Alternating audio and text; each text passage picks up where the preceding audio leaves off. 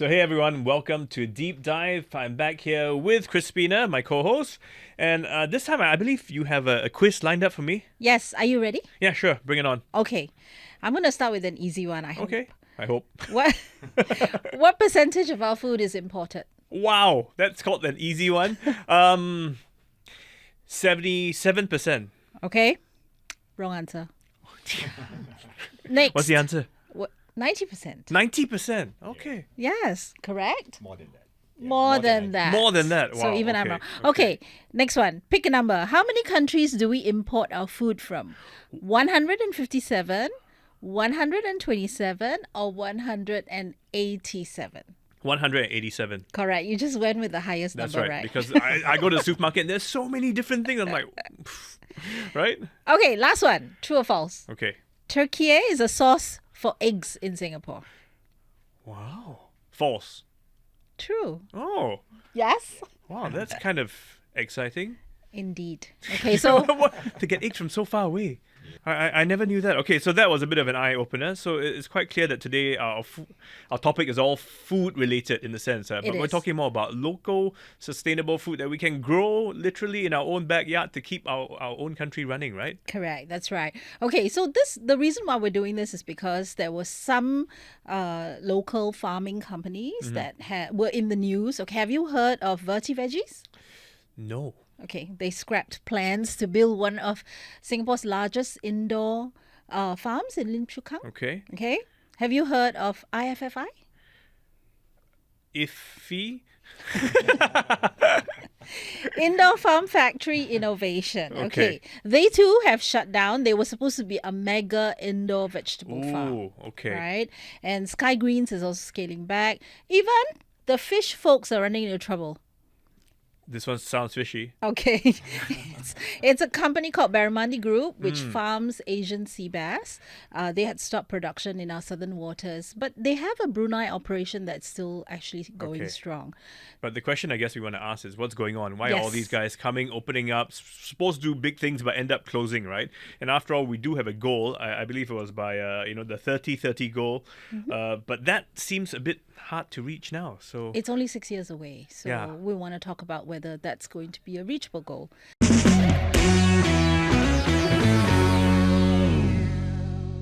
let's get cracking.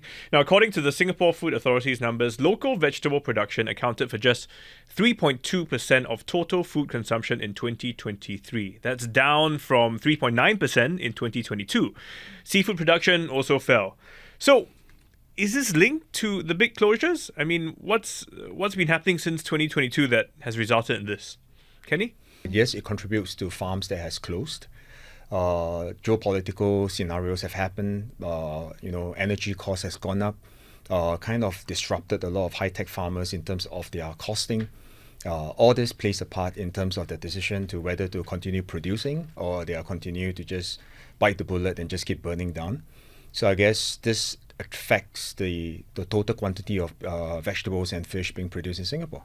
Right. Well, in addition to what Kenny has just said, I also think that maybe this also has something to do with the establishing the proper value chain, proper ecosystem, so that the local produce can actually reach out to the end point, that is not just consumer but other buyers as well. So you're saying in a way the ecosystem has not been fully established.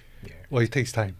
Yeah, totally agree. I mean, ecosystem itself needs both sides of the coin, which is demand and supply. Ramping up the supply is only one part of the ingredient. There's always a saying that in terms of technology, digitization, high tech is just one ingredient in productivity. There is actually a lot of other parts that's part of the ecosystem that we need to build. So I think other than supply that we saw that's trying to ramp up over the years, demand matters as well. Farmers at the end of the day are entrepreneurs. Yeah. They are not just farmers, right? They are just business people who wants to survive. Let's unpack that a little bit, right? Because infrastructural costs have been named as one of the key problems for high-tech farms. Explain to our listeners what goes into a high-tech farm in the first place compared to, a regular farm. Yeah, the kind with the tractor, the guys going around, Yeah, with the whole... yeah, exactly, that we see on Right. TV. The high-tech farm cost is prohibitive, is what we understand, but why? I guess it's really very subjective. It doesn't mean that the traditional farmers have it easy as well. Okay. All right, because they have been around for many years. So we are comparing with farmers that have invested lots of money years ago.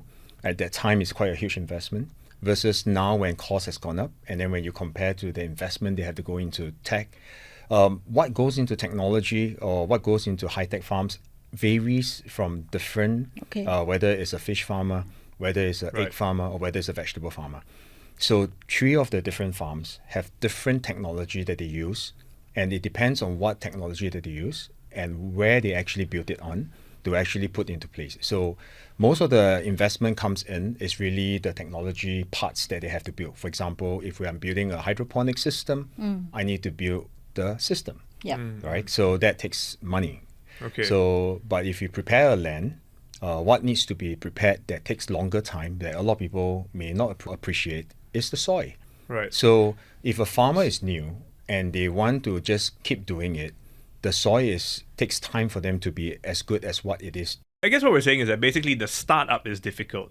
And we don't talk about the traditional methods because we know Singapore is land scarce. So we've been going towards a more high-tech version, agri-farming or agritech farming, right? So with that in mind, the initial cost is high to get all this For sure. technology. And you're saying because it's so different, every type of farm needs different There's technology. more things to it than the traditional farm, right? From the sensors to your parts, and most of them are imported, right? So it depends on where you bring it from. So the capital expenditure is very high. When the government SFA started this itself, there is a lot of grants available from all these high-tech farmers to tap on, and I believe majority of them would have tapped onto the funds to minimize what they have to invest into respective farms. So is it fair to say that the startup cost wasn't as exponential because they had grants to help them with it?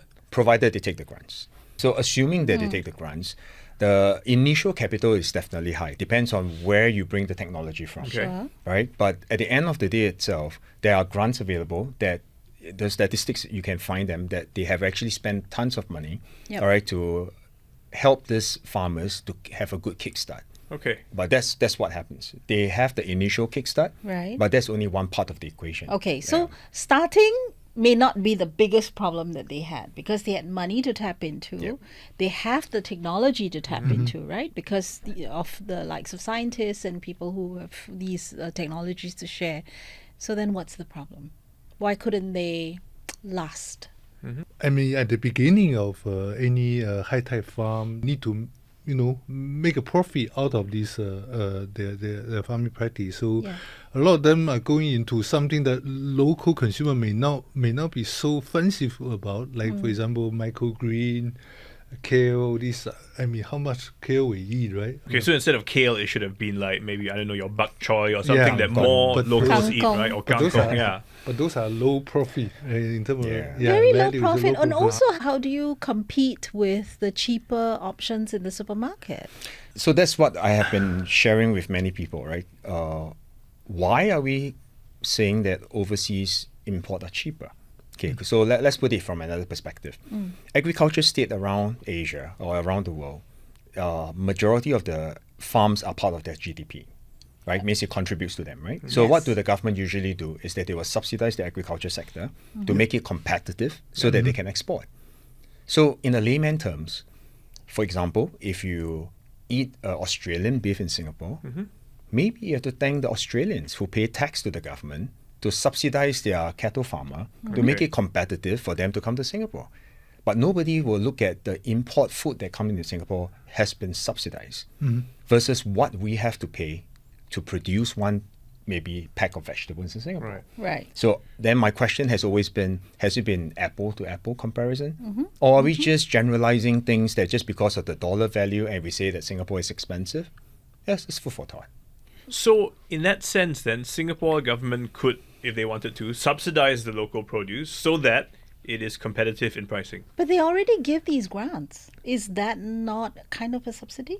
So the grants itself is just like a Kickstarter grant, all right, for them to kickstart their capex. Right. All right. What we are saying is the end part of the chain, right? So the Which is follow to produce. through. Yeah. Singapore itself, one of the policies that we do is that we import more than 90%. Yes. All right. And we know that we have to diversify the basket as well. Right? It means we have put all the do. eggs in different baskets, right? Right. So we may have signed several FTAs to make sure that we are neutral. So we cannot be positioned that we are actually subsidizing, right? Then we should argue that economic point, because again, these farmers overseas, they're being subsidized because they actually make more money from selling outside of their own country than in their own country. But they already have a very large market in their country. Yeah. So they don't even have to worry about the bottom line there, right? Okay, let's go to consumers. We ran a poll on CNA's Telegram, WhatsApp, and Instagram channels on how willing people were to support local produce. Okay, so we received more than 18,000 votes, and here's what we found. So I'm going to get you to guess, okay? 1 in 4 are willing or not willing to pay more to support local produce. 1 out of 4 not willing to pay. Yes, not willing to pay more. Oh, Wow, that's a lot. I'm surprised. That means Yeah. out of every 4 people, 3 of them say, okay, I don't mind paying more. Yes, but the surprising. question is, how much more? How much? That's right. Okay, so that's our next part. How much more? Yeah. Anything from 50 cents more to $2 more. So a packet of vegetables costs $2. I'm willing to pay up to 20%, maybe 50 cents, maybe. $2.50. So if the vegetables are $3, then nope, I'm not buying it. Yeah. So correct. 50 cents more was what they were willing. Yeah, but what's really interesting, right, is that if you look at 1 out of 4, they say that they are willing. Willing is just like, do you support local? Yes, Yes, I do. I Yeah. do. But do you pay to buy local? Then that's where how much more. Only if and it's then- 50 cents more. You see, so that's going to be a big challenge as well. Yes. So 50 cents can be pretty subjective, right? If you have a sale going on, Yeah. and there is a huge group of vegetables that are super cheap, then Right. we will never hit our baseline. in No, but Singapore. then the question is, why does local produce have to cost more? Why can't it be as competitive as the other guys that we bring in? Well, I think we also have this currency issue. You know, Sing dollar is so strong. Okay. You know, yeah. When I go to Actually, the supermarket, sometimes at Giant or NTUC, it's these big packets from China, for example, leafy vegetables. They're 3 for $2. Of course. Have So you how does seen those? So how do we compete with a local hydroponics high-tech farm? The vegetables are better. It's cleaner. It's maybe Yep. even pre-washed. But I mean, I might pay more, but I don't think my mom would pay double. For the average person, we assume all vegetables are kind of the same. You know, the nutritional value is pretty much the same. So I don't imagine it being, like 50% less protein or less nutrition, that vegetable versus the local vegetable. Do you know think what I we mean? already have a problem with the consumer part of the equation? No, I think the thing is, consumer are very visual people. All right. So when they go to buy certain things, either the price are talking to them, Yeah. all right, or whether they look at the vegetables, some of them have that touch and say, oh, this is fresher or not. But just think about it, right? How long do you think it will take for the vegetables to arrive in Singapore? And how long can the freshness Yeah. and nutritional fact of the vegetables actually, it depletes every day. Yeah. So imagine if you buy a local vegetables, all right, they are in the shelf for 7 days. They are still fresh because it will slowly deplete Yep. until the 7th day. By the time you import some of the vegetables from other countries, they may be 3-day old, 2-day old. Yeah. So by the time then so many people will start to say that, hey, my vegetable don't last. Yeah. Why is that so? So this is because of the logistics that comes into Okay. play, the Fair enough. cold chain logistics, that how you bring them through. Right. And of course, at the same time itself, different countries that produce different produce itself, sometimes they have oversupply. So guess where they will go if there's Right. oversupply? When they oversupply from one country, they put it to the next country, causes the next country to have oversupply, and then it filters to us. Okay. We have a lack of supply, so we just Buy. take it in, Yeah. right? Yeah. So is that a sort of where we want to work towards, where one day we have so much produce that we are selling it to other countries? But I think we also perhaps need to bear in mind that the supply chain disruption are getting more and more frequent. So we should not take it as a given that the vegetable will continue flowing to Singapore. When I was reading about how much farming costs in Singapore, I understand that because manpower costs, and then there's energy costs, there's water costs, there's land costs. Yeah. So, as you say, at the end of the day, it's a business, right? And do you think that farming in Singapore is costly to begin with? I think there's no doubt because everything is expensive in Singapore because we are a city, we are just a little dot, right? It's not just about farming. And we are Yeah. landscapes. Right? I mean, it's right? everything Yeah, else, yeah, right? yeah. I mean, True. just Yeah. So that's a given. Okay. Right. Every city itself faces this challenge, right? But I think rather it's the threat real, like what Prof have shared. Yeah. It's the threat that one day we have money, we can't eat money. Will it come true? You know, I did the That's test a good during. quote. Yeah. Can So you eat money? exactly. So during circuit breaker, as you remember, Yeah. right? So I decided to do a Kickstarter. I thought everybody is snatching away their toilet rolls. It's about time for me to put some vegetables into the front end, hoping that they will subscribe. Okay. Right? And So, did they? So I did a Kickstarter, asked the farmers all come in and they say, okay, let's try five. I say 500. All right. I say, okay, let's try. 225 actually agrees to subscribe. So I went to the farmers. Farmers say, if you can get 20, that's awesome. You have 200. Wow. Why don't you go ahead? So I say, okay, let's go ahead. Okay. But when we ask people to pay, Yeah. guess how many? Now it's my turn to ask you. 225, Okay. How many right, were that willing to says pay? that they will support. right. How many actually paid? 20.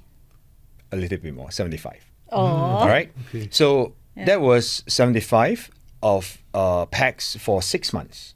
All right. Every week we will deliver to it. Wow. In 2021, we did another one. All right. We say, okay, we go for 3 months. All right. And we change every week for you so that you won't have the Wow. same thing Right, for you, right. right? Okay. So we thought 75 work a little bit harder. We should get 100 families that were willing to pay. And we say, let's do it.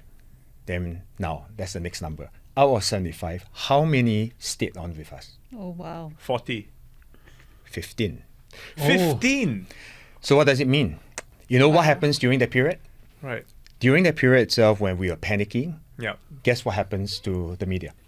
We're sharing with you, Singaporeans, don't panic. There is lots of food behind. We have enough. Right. Don't snatch. We Right, will right. replenish. We have enough. We have stockpiles. We have this. We have that. Okay. This is exactly what Steve told me before we started this Yeah. recording. He says, I'm not worried about food security. Like, the government is very good. So the trust is there, right? Yeah. So we were really jaded at that point in time. All right. But thankfully something happened. A business friend contacted me and says that, Kenny, I like your 3 months pack, but don't send to my home. Send to the poor. Ah. That Okay. was the Okay. moment where we started to realize that where we send, who we send, doesn't matter as long as the person appreciate local produce. Right. As Thus long as the- somebody is paying for it. So the local farm started Yeah. that way. Yeah. So, Prof, you were telling us this, right? Don't just depend on consumers. Yeah, that's right. Think bigger, think broader. Yeah. Go to businesses, go to hotels. You were saying. Yeah, I mean, you just need one of these huge companies like the airport catering services. You know, they need tons and tons of Yeah. vegetables every day. Yeah, I think if we take this really like national security Yeah. level, then we can Vegetables being a national mobilize security more stakeholders like Yes. SAS, schools, hospital, F&B sectors. In fact, they will also help us establish a better value chain because then you have this demand from these Right. big player and then supply. So in a way, you're saying we force it, make it work by saying, okay, all the military units need to buy vegetables from ABC company. So you force the demand, and Yeah, but therefore the it's- supply has to yeah. ramp up to service. You come up with the product and then you go out to market and then you see whether people like it. But in this case, because there's so many challenges, do you think that that could be a way to really meet the 30-30 goal?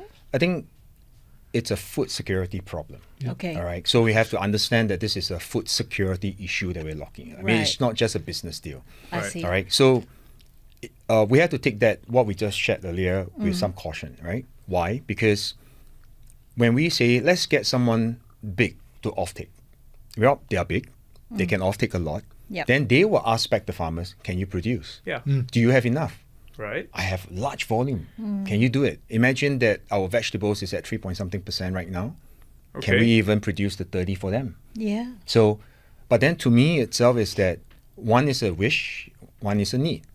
So what I'm saying here is that it takes time.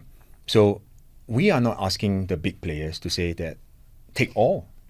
Why don't you start with just one type, take 1%, Yep. Right. you know, and then let the farmers sustain. Right. Let them grow more, get the ecosystem in place. Then you from 1% you go to 2, and then you slowly increase. But you know, Singapore, we don't like to do things too slowly. That's exactly the problem that I Yeah. think is the huge problem, that we are not patient enough. Ecosystem takes time to build. Yeah, Yeah. when we talk about 30 by 30, I think we're also being a little bit impatient. We need to bear in mind that the 30 by 30 was pushed out in 2019. 19. If we look at the history of EV, then we should be, more... Take our view from our things take cue time, from there. especially technology-driven. I totally agree with him. We are too eager to see results, but Right. we have set ourselves a target, a goal that we Yeah. are trying to work towards, and the ecosystem takes time. But I would challenge you, because with all the technology out there, everybody else in some part of the world, somebody is already doing something similar. Not exactly the same, But similar. but similar. Yep. Can't we just leapfrog? Singapore is quite unique in the sense that we're a tropical country, humidity is different, and the temperature is different. The climate condition is very different from the rest of the world. So whether the technology immediately suitable for local conditions, that is some... There's a lot of something that Kenny tweaking that needs yes. to be done. Right? A lot of technology that many of them have brought in are from Europe. All right, they have Israel. They have many different Okay. technology that has been in place. But are they really suitable for Singapore? Exactly. All right, and what are the changes that you need to do? Yep. All right, what are the lessons that you may have to learn Yep. before you really get a sustainable production?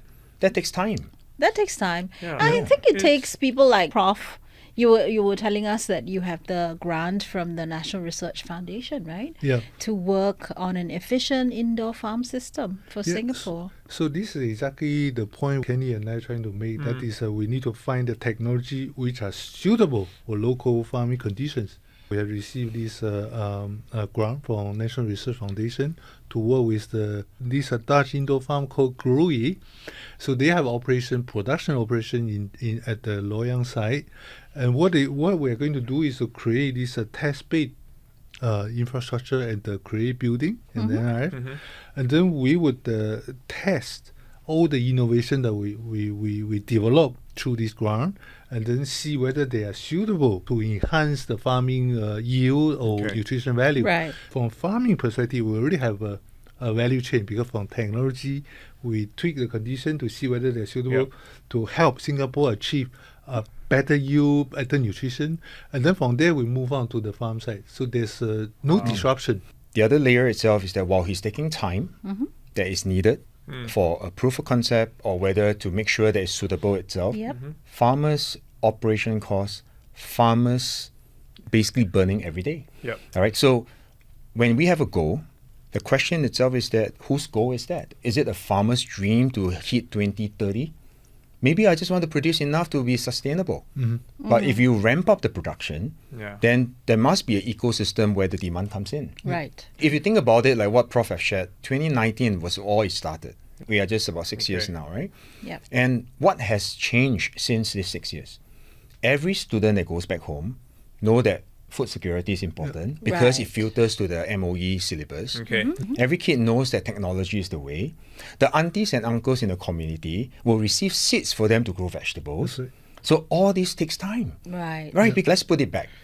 In the 60s itself, we are self-efficient in food. We are agriculture state. We export pork, Wow. right? Never knew that. So, 25% so the thing of is that farmland. after 50 over years, Okay. to become who we are today as a first world country, we have sacrificed Yeah, we and gave up prioritized, somehow, yeah. all right, agriculture Other- to something. yeah. So actually, we are just one big route to me. Yeah. So I think Yeah. agriculture is always the cornerstone of civilization. It's just a matter of how we relook into agriculture Yep. and see whether what we have. And the only problem that Singapore has, that a lot of countries doesn't have the same problem, is that we do not have a hinterland.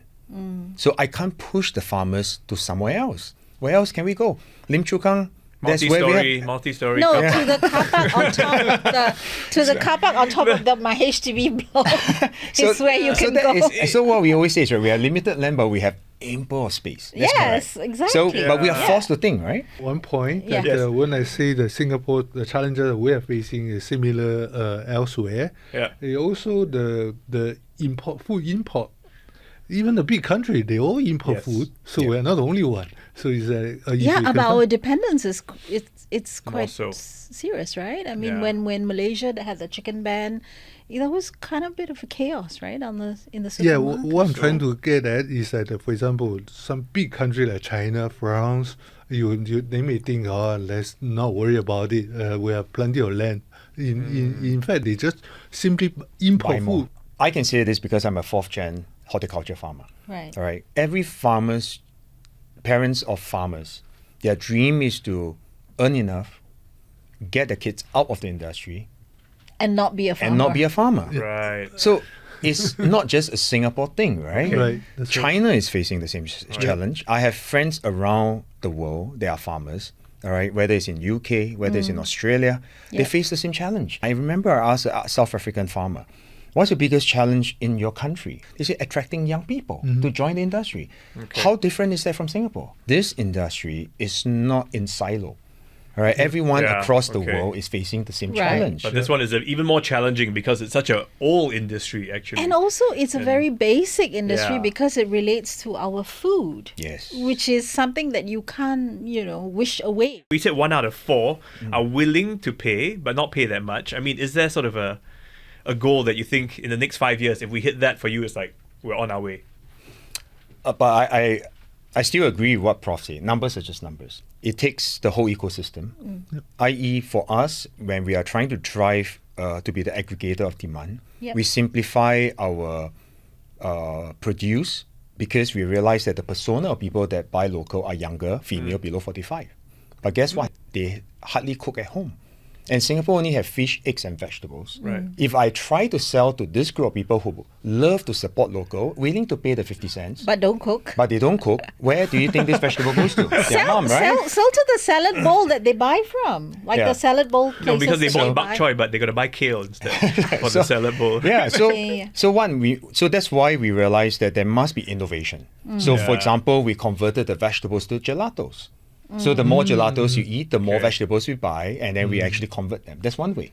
Okay. All right, and then we have to simplify it Ice further, cream right? for Okay, so- vegetables. Yeah, why In not? a way, you are Yeah. adapting what you're selling to suit changing trends. Yeah. And There is a growing number of people willing to pay more to support local. That's why the statistics come about. Yeah. Right? But the question is that if you dig deeper, How much? what is their lifestyle like? What do they really want? So, William, what about you? Well, I would say that we should look at the food security more from the integrated perspective. It's not just about farmer. It's not Okay. just about consumer. It's just not just about technology. We need to, work together and find solutions that are suitable for enhancing Singapore's farm yield and provide the proper nutrition for population. I think with a collective effort, we should be able to achieve that. Okay, so Steve, Okay. please buy locally produced vegetables. Actually, I don't really like vegetables. Oh. so Do not listen to him. Buy my please. gelatos, and I'm going to pass you the vegetables. gelatos. All right. Yeah, I thank you for coming on and explaining to us. I do think that in this case, the 90% is not a good score for us, right? Yeah. Usually 90% is good, but the more than 90% to me is quite scary. Yeah. And this 30-30 goal and food security is really like an insurance. Yeah. So we are actually investing in ourselves, right? In our Yeah. future. So that's what I took away from it. Yeah, in the back of our head, just tell ourselves, okay, food security. Remember, what if one day this stops being imported? What will you do? Yeah. I think we will start shopping a little bit differently at the supermarket. Thank you all so much for coming in and for sharing your thoughts with us. If you guys have any thoughts on what you've heard, or you can drop us a comment. This will go out on YouTube, but also on Spotify and wherever you get your usual good podcasts. I want to say thanks to the team behind this production: Tiffany Eng, Junani Johari, Joanne Chan, Saya Win, and Rosli Pute. And I guess that's it for now. Till next week, eat your vegetables. Bye for now.